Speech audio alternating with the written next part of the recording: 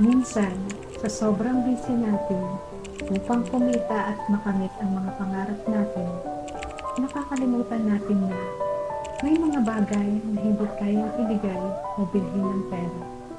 At yun ay ang makasama ang mga mahal natin sa buhay sa isang karanasan at lugar na tahimik, ang walang iniisip na problema at ini-enjoy lamang ang panahong kayo ay magkakasama.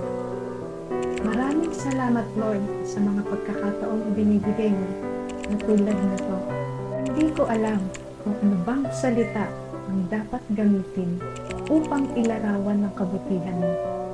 Ang alam ko lang, ikaw ang tanging dahilan kung bakit kami ngayon ay nandirito.